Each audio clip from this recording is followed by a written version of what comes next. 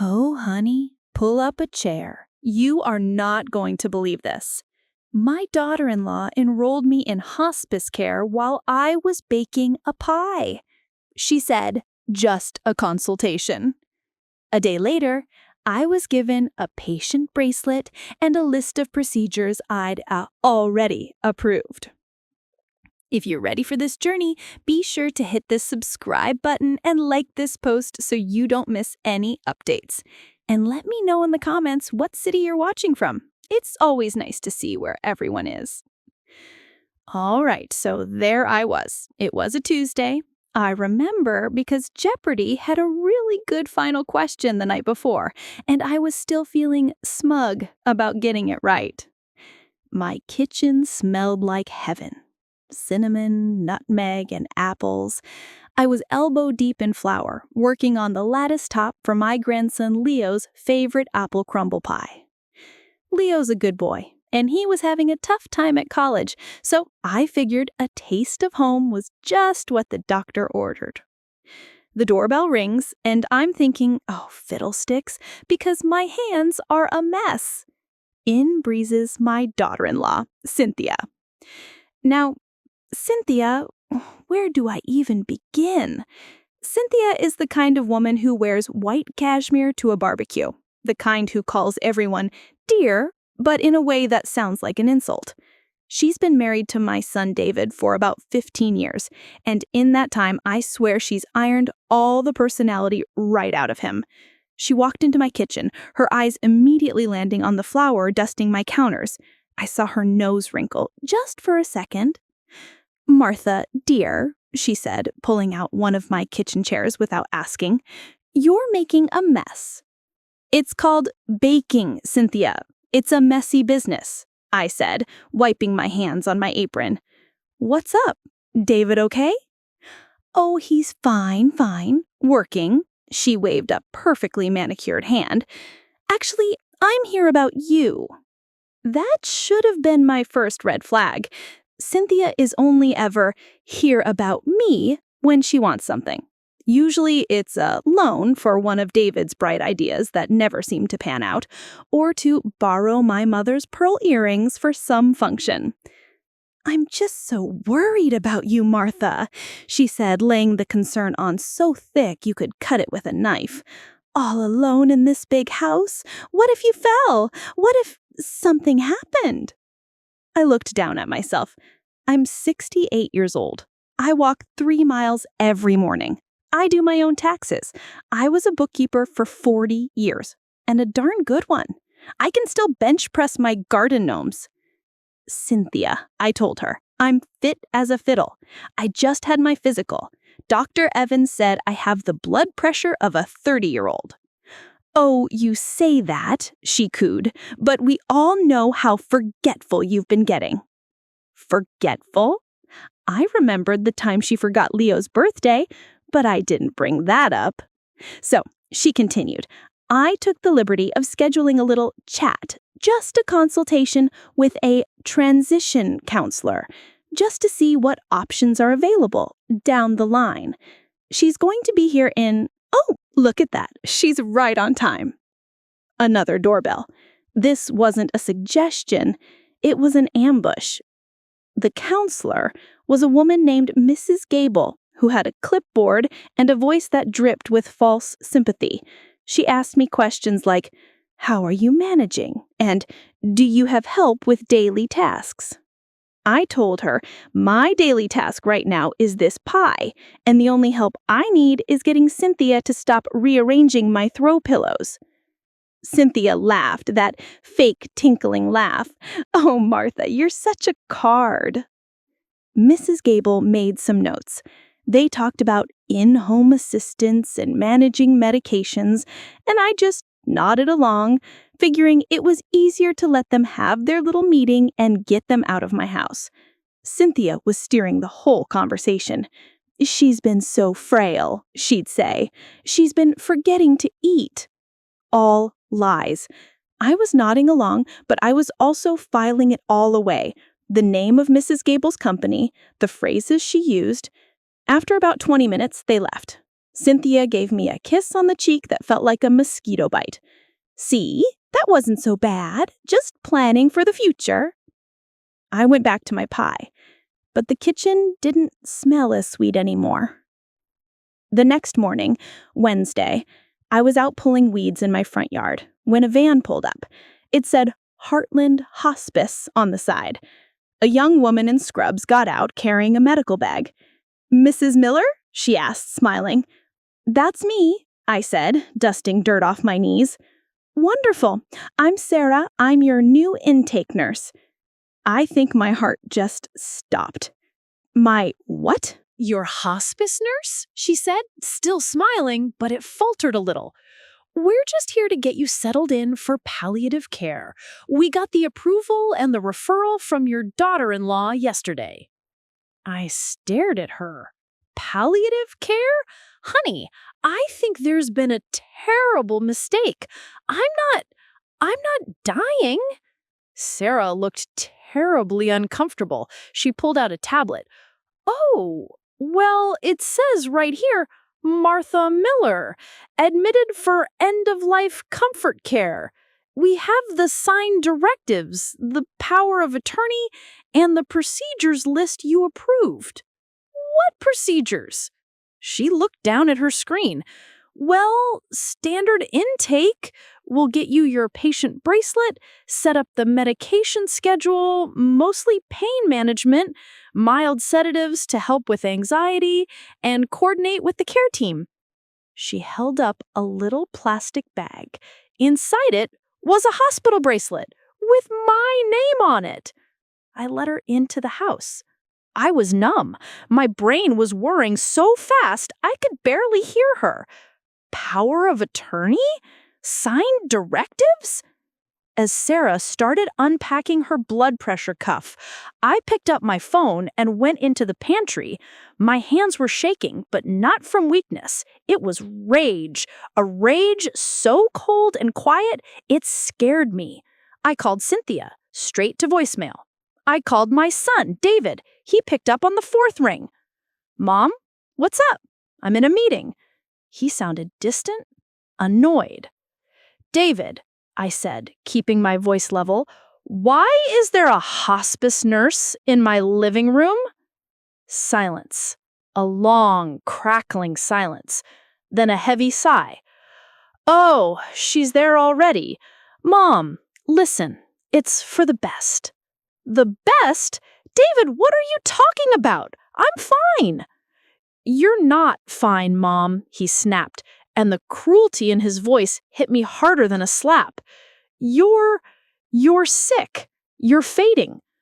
Cynthia handled all the paperwork. The doctors, they said you were confused, that you were in denial." "What doctors, David? What doctors?" "I don't know, Mom. The ones Cynthia talked to. Look, she has the power of attorney for your health. We saw the test results.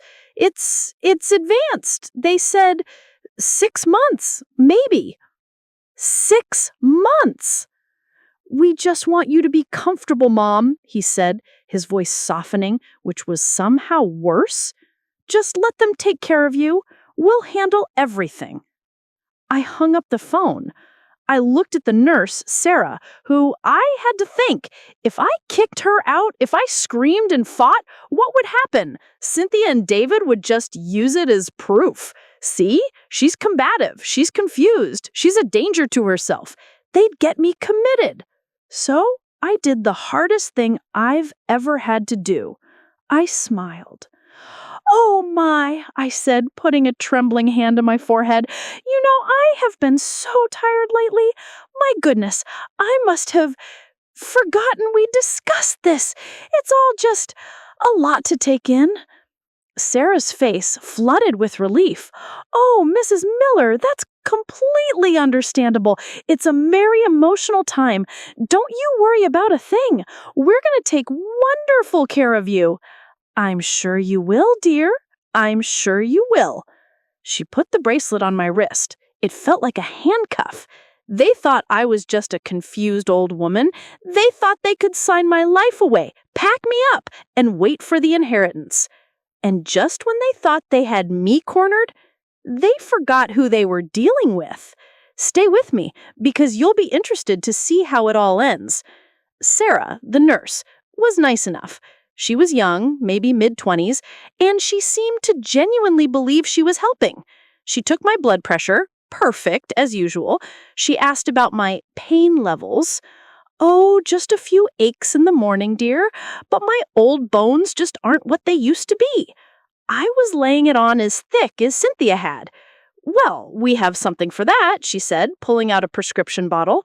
"These are just a mild pain reliever with a little something to help you rest. Doctor's orders." I looked at the label. Hydrocodone. Oh, no, no, no. This was the real plan. It wasn't just to label me as sick. It was to make me sick. Get me doped up, confused, sleepy. Get me fading, just like David said. How long before I accidentally overdosed or just stopped waking up? I said, pushing the bottle back gently, "My stomach is a little delicate. Can I take this after I've had a bite to eat? I still have some of that pie." "Of course," she said. "I'll just leave it right here on the counter for you." She stayed for another hour, filling out her tablet, asking me questions about my support system. I told her all about my wonderful, supportive son, David, and my angel of a daughter-in-law, Cynthia, who worried so much about little old me. I painted a picture of a doting family and a grateful, fading matriarch. The second her van pulled out of the driveway, I flushed those pills down the toilet. I was not a bookkeeper for 40 years for nothing. I know numbers, I know paperwork, and I know fraud when I see it. My first call was to my lawyer, Bill Henderson. I've had Bill on retainer since my husband, Frank, passed. He's sharp, and more importantly, he's grumpy and doesn't trust anyone. "Martha," he barked into the phone, "what's this I hear from your bank? You transferring your assets?" My blood ran cold. "What? Bill, what are you talking about?" "I got a courtesy alert. You've emptied your checking, your savings, and your retirement fund.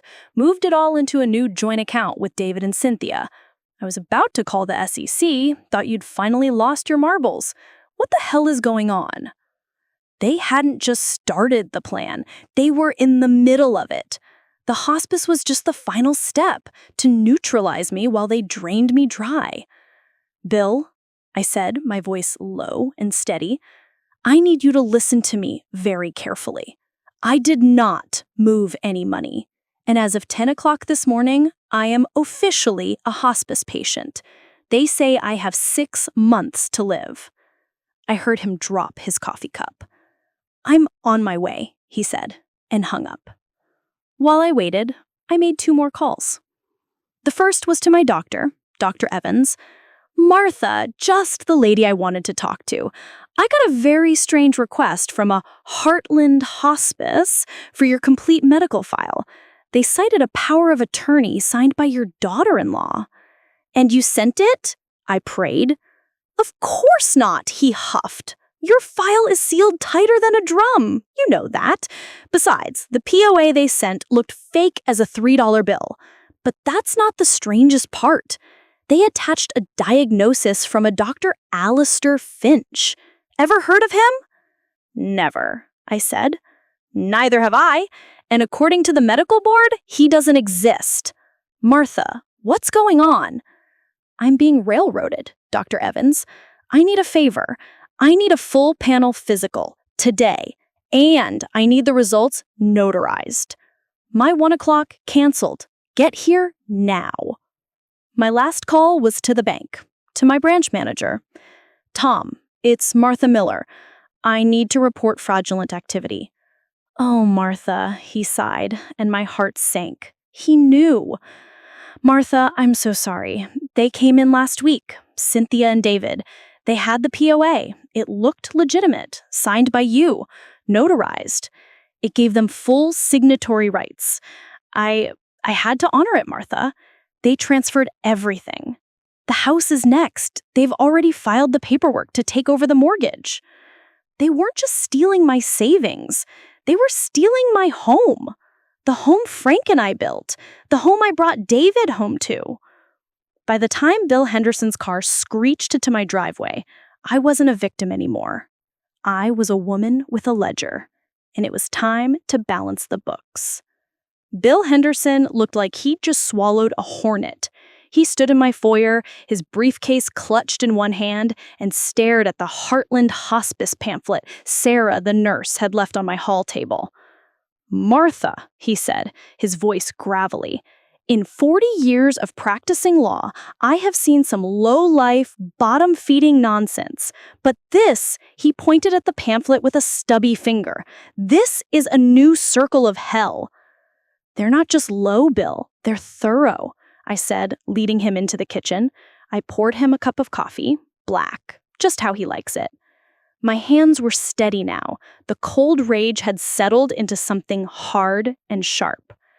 I laid it all out. The consultation with Mrs. Gable, the ambush by Sarah, the nurse, the patient bracelet on my wrist, which I'd hidden under a long-sleeved shirt, the bottle of hydrocodone I'd hidden in the back of my pantry behind a 10-pound bag of sugar, the phone call with David, the 6 months diagnosis.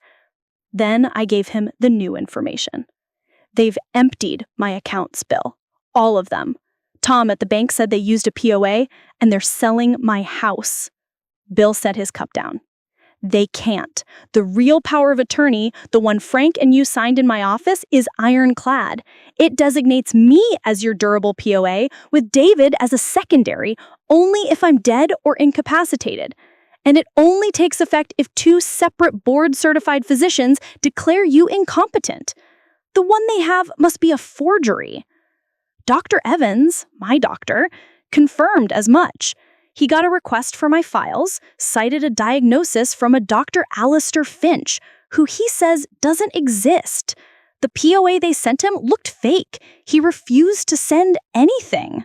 "Good man," Bill muttered. "So they're flying blind, using a fake doctor and a forged document? That's wire fraud, bank fraud, and conspiracy, just for starters. We can call the police right now." I held up my hand. "And say what, Bill? I'm a confused old woman? I'm a hospice patient? I'm fading? I have 6 months to live? If we call the cops, Cynthia will brave that forged POA in their faces, call me delusional, and say I'm having a bad day. She'll say you're the one who's lying, trying to get money from her poor, dying mother-in-law. They'll use it as grounds to have me declared incompetent and committed. And then, doped up in a state facility, I really will be helpless." Bill chewed on the inside of his cheek.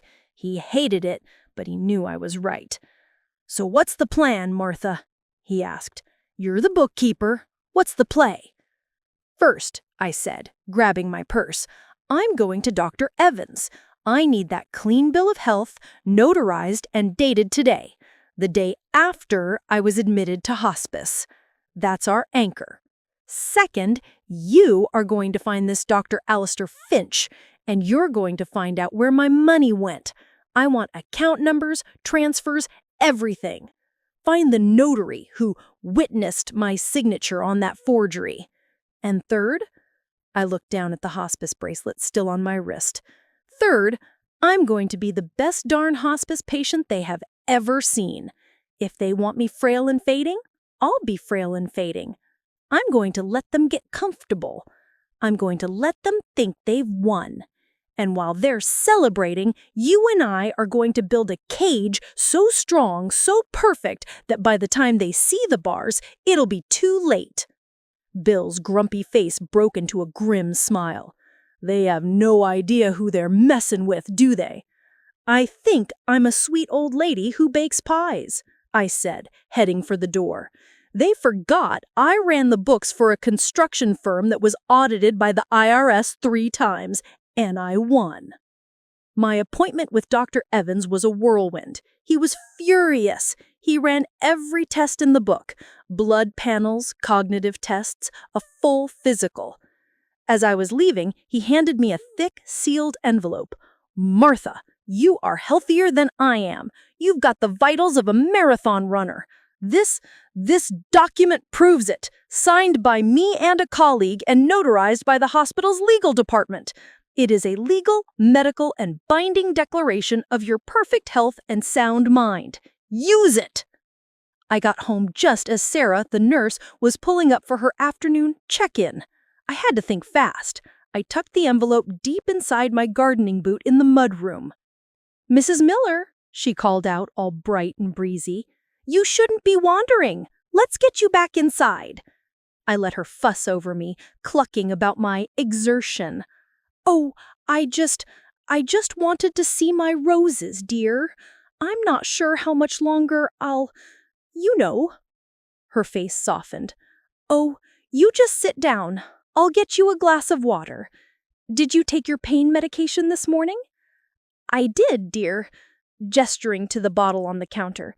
"It made me, very sleepy. I think I napped all morning." "That's good," she said, nodding. "Rest is what's important." I had to become the person they wanted me to be. I had to be frail, forgetful, and fading. But inside, I was a lioness waiting for the herd to get comfortable. And let me tell you, they were about to get very comfortable. Don't go anywhere, because this is where the trap gets set. They came over that Friday, Cynthia and David, like the lord and lady of the manor, here to inspect their new property. Cynthia breezed in, carrying a pot of funeral-looking lilies.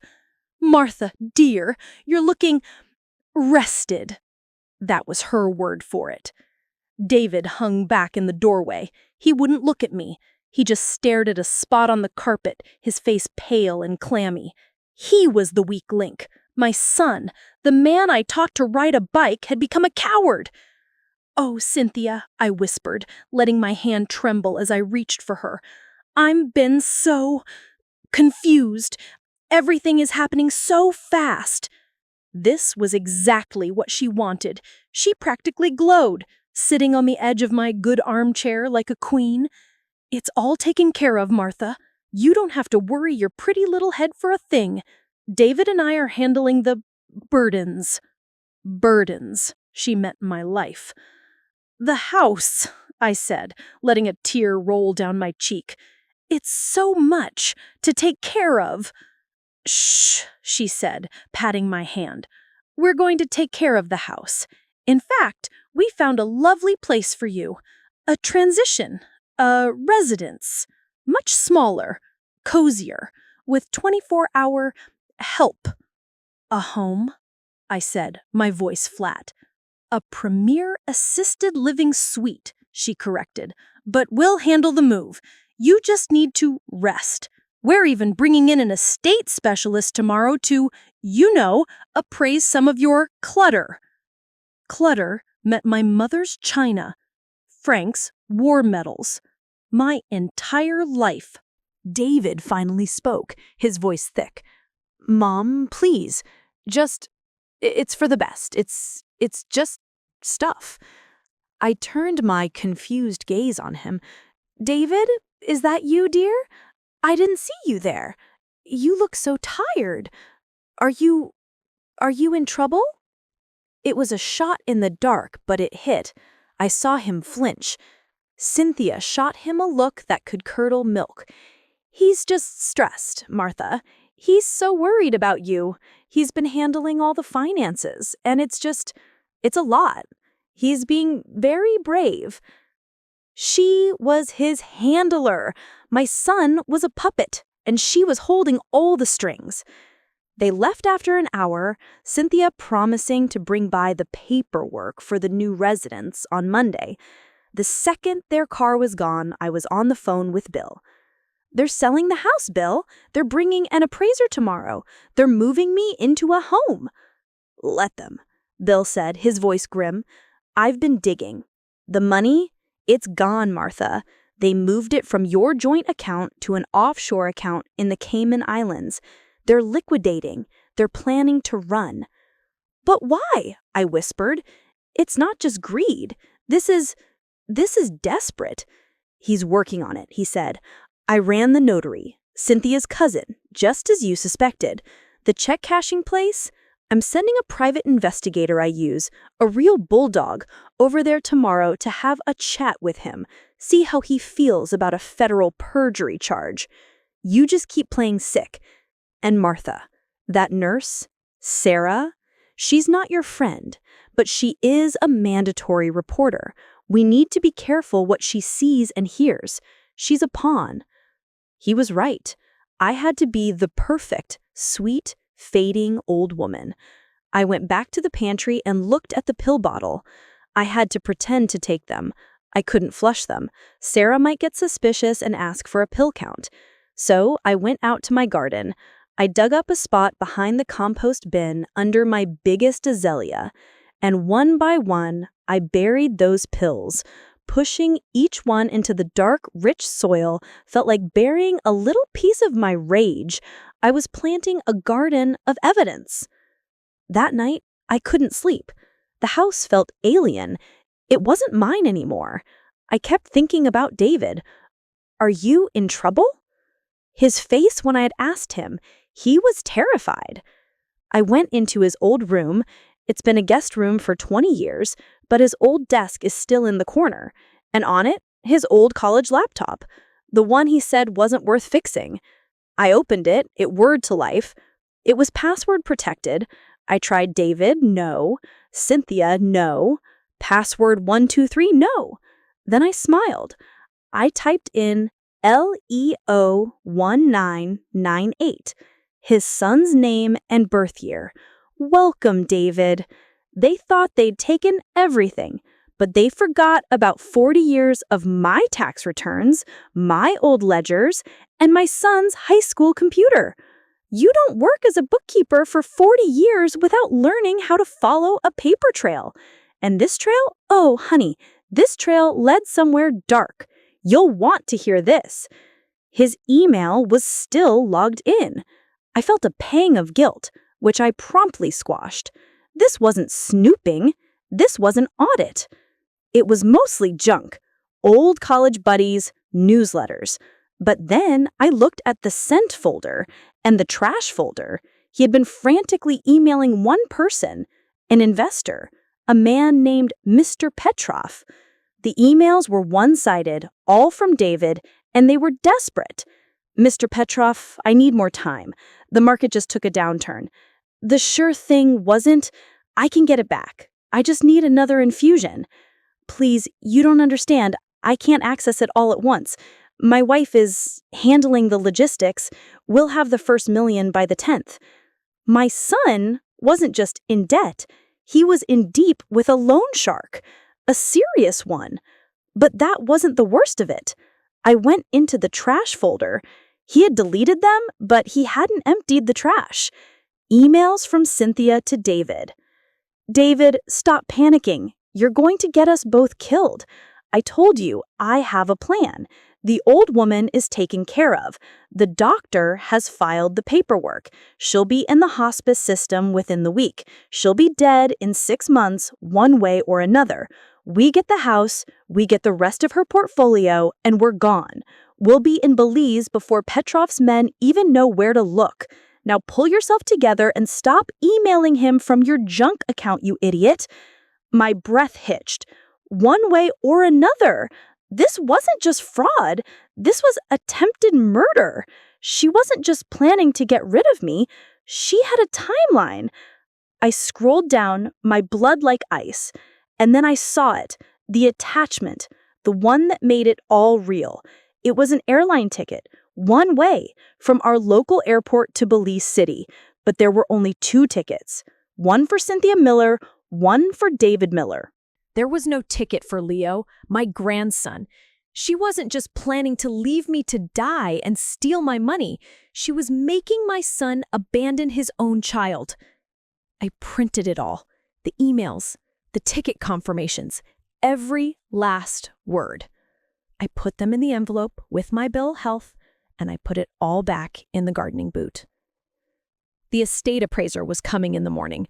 Cynthia and David would be back on Monday. They were bringing paperwork to put me in a home. I was bringing a bookkeeper's ledger. And every single one of their sins was about to be tallied. Saturday morning, I was up before the sun, sitting at my kitchen table with a cup of black coffee. The house was dead silent. My house, the one they were trying to steal. I had the stack of printed emails in my lap, and I read them again, just to fuel the fire. One way or another, you're going to get us both killed. The old woman is taken care of. I wasn't just angry. I was cold. I've balanced books with million-dollar errors, hunted down discrepancies in ledgers that spanned decades. This was no different. Cynthia and David were just a rounding error I was about to correct. The doorbell rang at 9 a.m. sharp. It was the estate appraiser, a smarmy-looking man in a cheap suit holding a clipboard. And right behind him was Cynthia. Of course she'd be here to supervise. "Martha, dear," she said, marching past me, "this is Mr. Fields. He's just going to take a look at some of this." She waved her hand at my living room, at the furniture Frank and I had picked out, at the photos of Leo on the mantel. "Oh," I said, leaning on my walker. I dug Frank's old walker out of the attic. A nice touch, I thought. "So, you're selling my things?" "We're organizing, Martha," she said, her voice tight. "We discussed this. Your new residence is cozy. You can't take all this clutter." Mr. Fields started in the living room, tapping on my mother's cherry wood secretary. "This is nice," he said. "Good veneer. Might get a few hundred for it." A few hundred? That was a 19th century antique. The man was a vulture, and a cheap one at that. Cynthia was following him, pointing. "This lamp, that rug, and the entire china set in the dining room. Oh, and her jewelry box. She won't need that." I just stood in the doorway, trembling. I made sure to tremble. I let my eyes well up. "Cynthia, please. Not my mother's china. Frank bought me that locket." Cynthia turned, exasperated. "Martha, be reasonable. It's just stuff. We need to be practical." Right then, Sarah, the hospice nurse, walked in for my morning check-in. She'd used the key Cynthia had given her. She stopped dead in the hallway, taking in the scene. Me, looking frail and tearful, clinging to a walker. Cynthia, sharp and cold. And a stranger putting little price tags on my furniture. What's going on here?" Sarah asked, her professional smile gone. "Oh, just a bit of spring cleaning," Cynthia chirped. "We're helping Mom downsize. It's all a little overwhelming for her." "I see," Sarah said, her gaze fixed on me. "Mrs. Miller, are you all right?" I looked up at her, my eyes wide. She's taking my things, Sarah. She says I'm moving, but I don't remember agreeing to move. Am I forgetting again?" I let my voice crack. I put my hand to my temple, as if I had a terrible headache. Cynthia said, "I'm confused." She said, "I'm so tired." Sarah's eyes narrowed. She looked from me to Cynthia. "Cynthia," she said, her voice suddenly formal, "can I speak to you in the kitchen, please? Now?" "Oh, yes, that's it, dear. You're a mandatory reporter. You're seeing an at-risk patient who is confused, distressed, and being actively downsized by a predatory relative. Ring that alarm bell." I stayed in the hall, straining to hear. Their voices were low and tense. "Not best practice," Sarah was saying. "Family matter. She's not competent," Cynthia hissed back. "Significant distress. My duty to report." "Report what? That we're trying to manage her end-of-life care?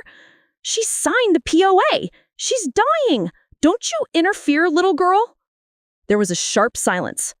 Then Sarah came marching out of the kitchen, her face set like stone. Mr. Fields, I'm afraid this appraisal is over for today. Mrs. Miller is my patient. She is clearly in distress, and this is a non-essential activity. You need to leave. Mr. Fields looked at Cynthia. Cynthia looked like she was about to explode. You can't do that. I absolutely can, she said, pulling out her phone. As her designated hospice nurse, I am responsible for her palliative and emotional comfort. You are causing measurable harm. You can leave on your own, or I can call my supervisor and Adult Protective Services. Your choice. Cynthia's face got white with rage. She knew APS was the one thing that could stop her. An official investigation? That would freeze the accounts. That would ruin her timeline. Fine, she spat. She grabbed Mr. Fields by the elbow.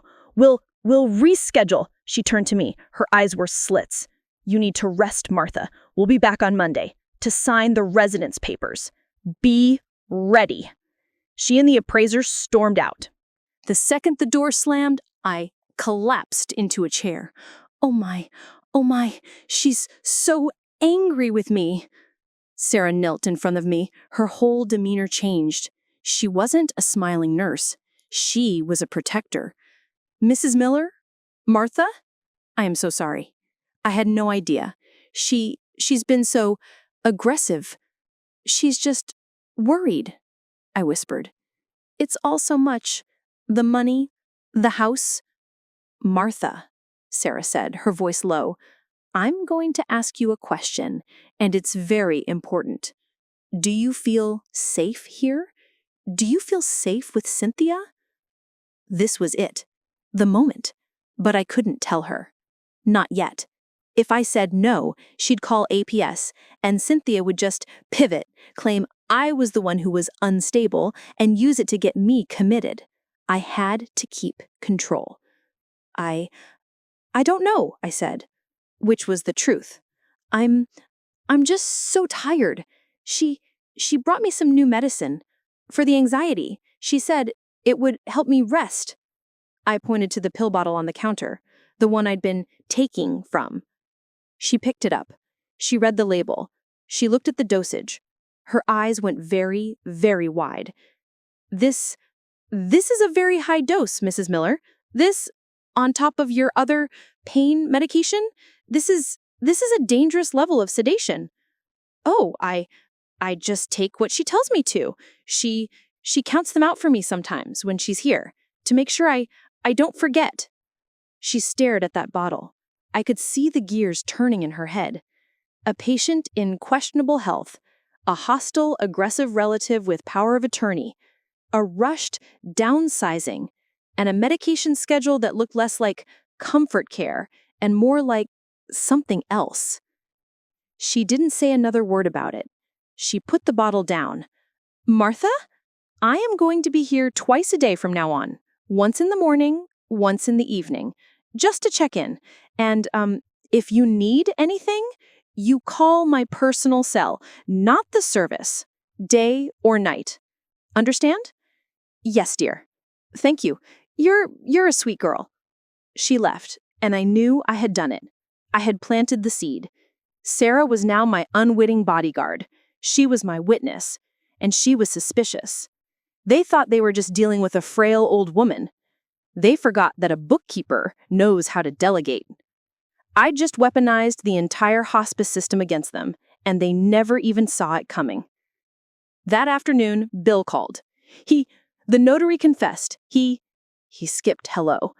Your man, the PI, he didn't even have to threaten him. He just showed him a photo of the federal building and the sentencing guidelines for perjury.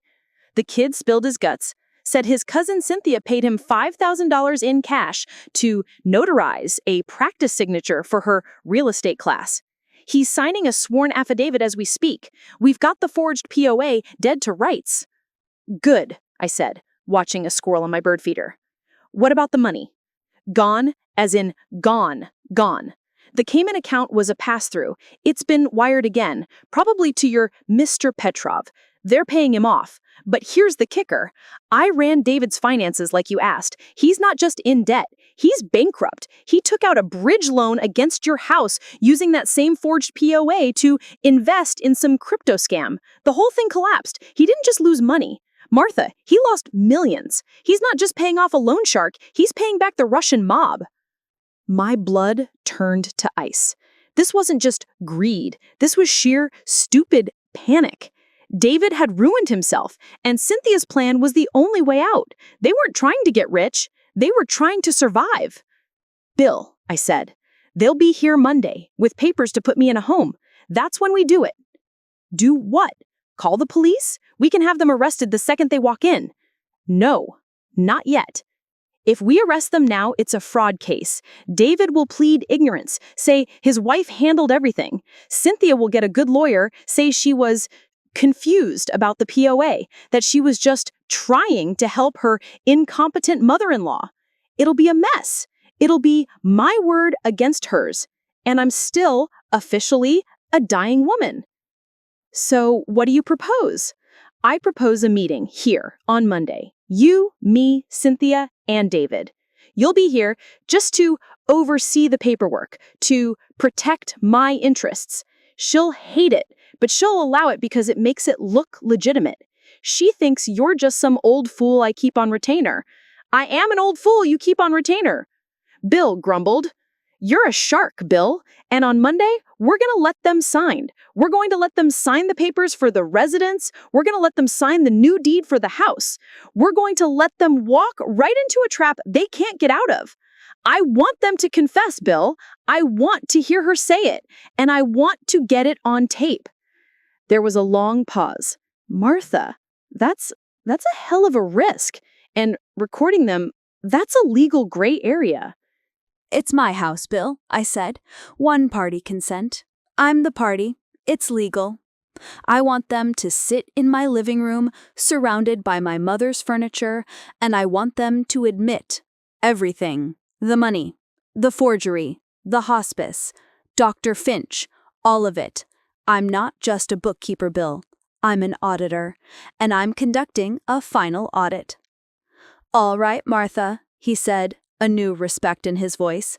A final audit. I'll be there. 10 a.m. Monday. You just be careful. I hung up. I had one last call to make. I looked at the clock. It was Saturday evening. He'd be in his dorm. I dialed the number. Hey, Grandma. Leo's voice was a balm on my soul. What's up? Is everything okay? Oh, everything's fine, sweetie, I said, forcing my voice to be light. I was just thinking of you. I baked you that apple crumble pie, you know. You did? I could hear the smile in his voice. Grandma, you're the best. I'm a little swamped with midterms. I don't know if I can get home to... Oh, no, dear. Don't you worry about that. But I was wondering, I seem to have misplaced something. My old tax files. The paper ones. I just can't remember where I put them. You were here last summer helping me clean the attic. You don't remember seeing a big blue accordion file, do you? He was quiet for a second. The blue file? The one you always said was the nuclear codes? He laughed. Yeah, Grandma. I put it where you told me to. It's in the old gardening boot in the mudroom, right? The left one. You said no burglar would ever look in a stinky old boot. My heart swelled. My good, smart boy. Oh, thank goodness, I said. My mind, it's just like a sieve these days. Thank you, Leo. No problem, Grandma. Are you sure you're okay? You sound tired. I'm fine, dear. Just a little worn out. You just study hard. I love you. Love you too, Grandma. I hung up. I had just created my alibi. My alibi for having all my evidence in one place. I'd told my grandson, an external, unimpeachable witness, where my tax files were. The files that just so happened to contain Dr. Evans's notarized report, the copies of the forged POA, the notary's confession, the printed emails, the airline tickets to Belize. The trap was set. The bait was in place. The witnesses were ready. Cynthia and David were coming on Monday to sign my life away. They thought they were closing the books on the old woman, but they were about to find out what happens when you try to defraud an auditor. I went to bed, and for the first time in a week, I slept like a baby. Sunday was quiet. I watered my roses. I buried another 2 pills. I waited. Monday morning, 10 a.m., the doorbell rang. I smoothed my dress, took a deep breath, and walked, without my walker, to open the door. It was showtime. I opened the door, and there they were. Cynthia was front and center, dressed in a sharp, cream-colored pantsuit, carrying a sleek leather briefcase. She looked like a vulture who had just won the lottery. My son David was a step behind her, his face as gray as a winter sky. He was clutching an identical briefcase. They were a matching set. "Martha, dear," Cynthia said, gliding into my foyer. You're out of your walker." "I'm feeling much stronger today," I said, my voice clear and steady, no tremor, no weakness. I closed the door behind them. "Bill is already in the living room. We're all ready for you." The smile on Cynthia's face faltered. "Bill? Bill Henderson? What is he doing here?" "I asked him to come," I said, walking past them into the living room. "You're having me sign papers that dispose of my entire estate. Did you really think I'd do that without my lawyer present? I may be fading, Cynthia, but I'm not a fool." There was Bill, sitting in Frank's old recliner, his ancient beat-up briefcase at his feet. He looked like a grumpy old bulldog, and I'd never been happier to see him. "Cynthia, David," Bill said, not bothering to stand up. "Take a seat. Martha, you want your usual spot?" I sat on the piano bench. It gave me a good view of everyone. I folded my hands in my lap.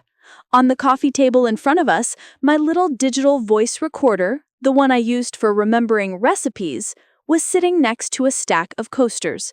I pressed record 30 seconds before I opened the door. Cynthia and David sat on my sofa. David sank into the cushions, but Cynthia perched on the edge, all business. "This is highly irregular, Bill," Cynthia said, snapping open her briefcase. "Martha's health is a private family matter. Your presence isn't required." "Oh, but it is," Bill said, leaning forward.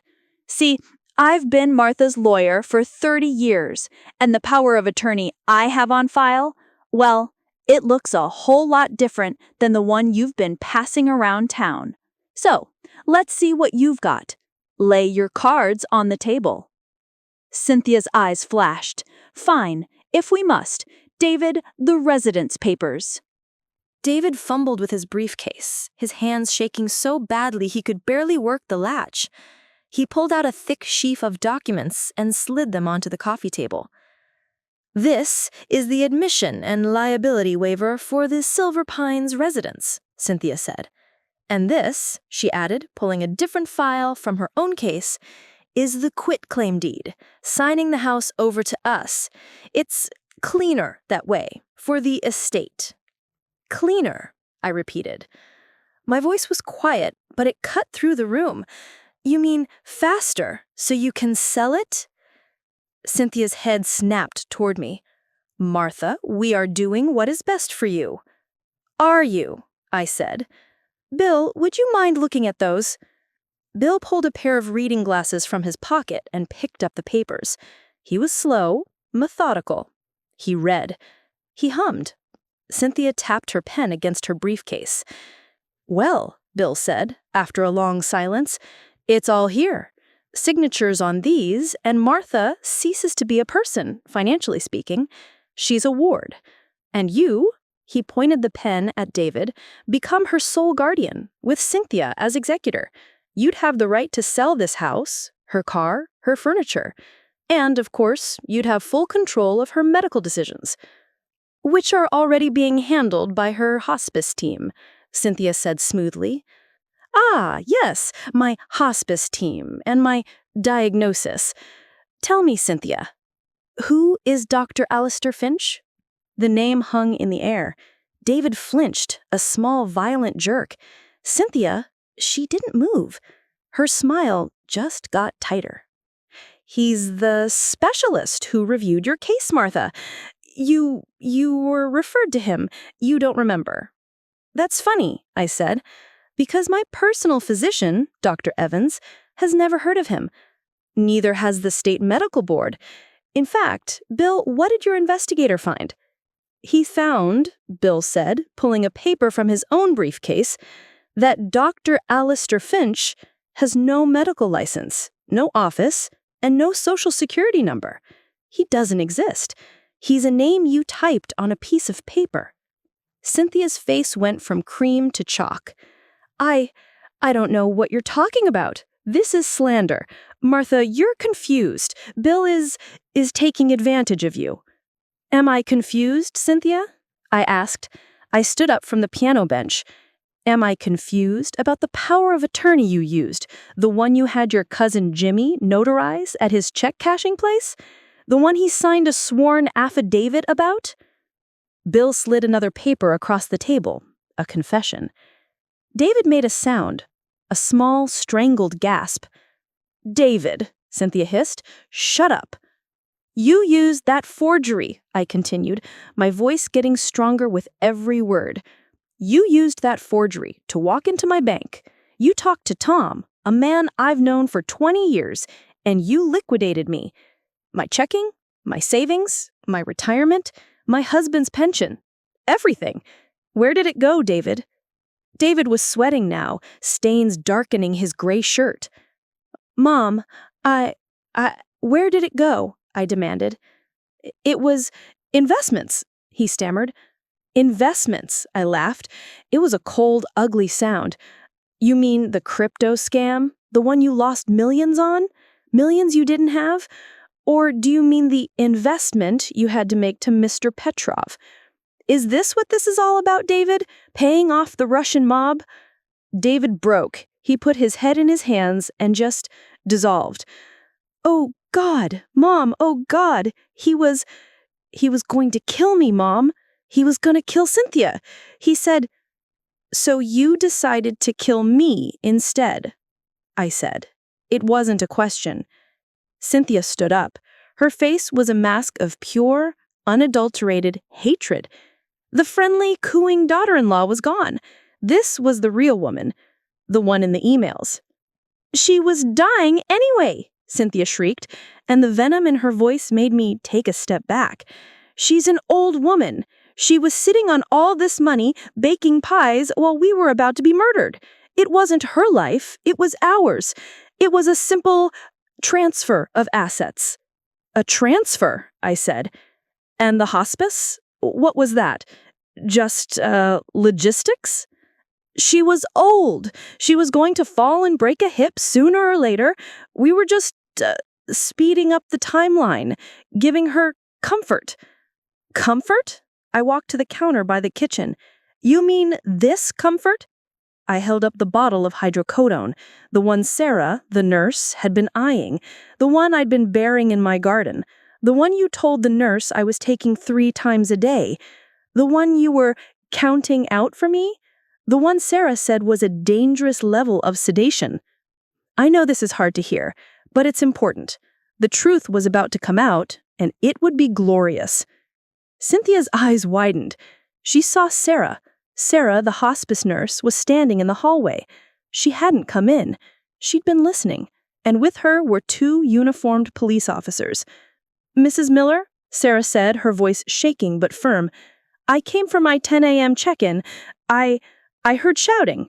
Are you all right?" Cynthia looked from the cops to me, to David, who was sobbing into the sofa cushions. The trap hadn't just been sprung, it had snapped shut, and she was the only one left standing. He did it," she whispered, her sharp fingernail pointing at her own husband, at my son. "It was all him. The money, the debt. He forced me. He forged my name. He's the monster." David's head shot up, his face a mess of tears and shock. What? Cynthia, no, it It was your plan. The doctor, the hospice. You said one way or another. Be quiet, you weak, pathetic fool, she screamed. You ruined everything. I don't think he's the one who ruined it, Cynthia, I said. I walked over to the coffee table and picked up my little recipe recorder. I pressed stop. I think you did that all by yourself, and I've got it all right here. The family matter, the transfer of assets, the speeding up the timeline. The color drained from her face. She finally understood. She hadn't been ambushed by the police. She'd been audited by a bookkeeper. One of the officers stepped forward. Ma'am, Cynthia Miller, sir, David Miller, I need you both to stand up. You're under arrest for conspiracy to commit fraud, forgery, and grand theft. And, pending review of this evidence, I think we can add conspiracy to commit murder to the list. Cynthia was silent. She didn't scream. She didn't fight. She just held out her wrists, her eyes locked on me. It wasn't a look of remorse. It was a look of annoyance, like I was a stubborn number on a spreadsheet that just wouldn't balance. David was a different story. He wept. Mom, he cried as they cuffed him. Mom, I'm sorry. I'm so sorry. I didn't want, I just looked at him. My son. You had a choice, David. You always have a choice. You chose her. And you chose this. They walked him out, past my roses. Bill let out a breath he'd been holding for an hour. Well, Martha, that's a clean ledger. Sarah, the nurse, just looked at me, her eyes wide. You knew. You were pretending. All of it. The confusion, the pills, did you... I buried them, dear, right by the azaleas. They're probably not good for the soil, but I figured they were worse for me. She let out a shaky laugh, which turned into a bit of a sob. Mrs. Miller, you are terrifying. No, dear, I said, patting her arm. I'm just a 68-year-old woman who likes to bake pies and who knows how to read a balance sheet. The aftermath was messy, just like baking. It turned out Bill had found my nuclear codes in the gardening boot, the real evidence, the emails, the ticket confirmations to Belize. He'd given copies to the police right before he came in. The digital recorder was just the icing on the cake, the confession that tied it all together. David, in a desperate attempt to save himself, confessed to everything. He sang like a canary. He told them about the loan shark, Mr. Petrov, which, it turned out, the FBI was very interested to learn about.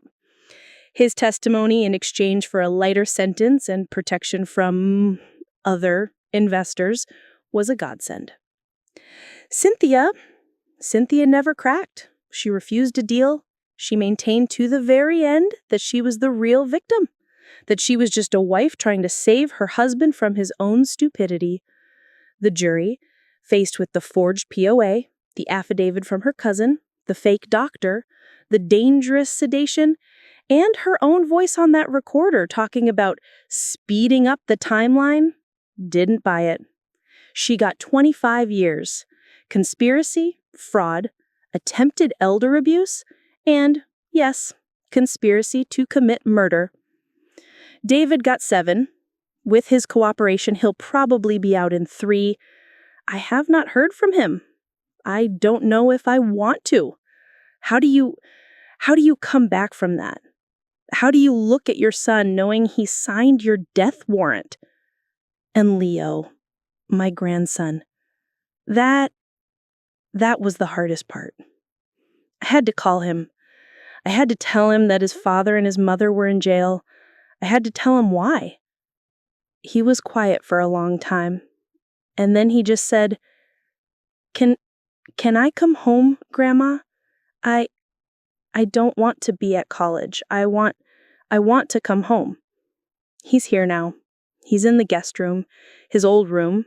He's transferring to the local community college. He's quiet. He's processing. But he's safe. He's with me. Last night I baked him an apple crumble pie, and we ate it right out of the tin, watching Jeopardy. My money, most of it, is gone. Vanished into the ether of offshore accounts and mob bosses. But they didn't get the house. The quitclaim deed was invalid. The POA was a fraud. So I have my home. I have my grandson. And I have my life. I'm sitting in my kitchen. It's Tuesday again. The house smells like cinnamon and apples. Sarah, who isn't my nurse anymore, stops by for coffee sometimes. Bill is handling the mountain of legal paperwork. It's quiet. I look at the bracelet mark on my wrist. It's faded now, but I can still see it. A little white circle. They thought I was a liability, a line item to be deleted. An old woman, frail and fading, to be transitioned out of her own life. They forgot one thing. I'm the one who holds the ledger. And at the end of the day, I always balance the books. This whole thing, it still keeps me up some nights. I think about what could have happened if I'd taken those pills, if I hadn't called Bill, if I hadn't been a nosy old woman who checked her son's trashed emails. It makes me wonder, what would you do if you were me? Your watch to the end. Be click here.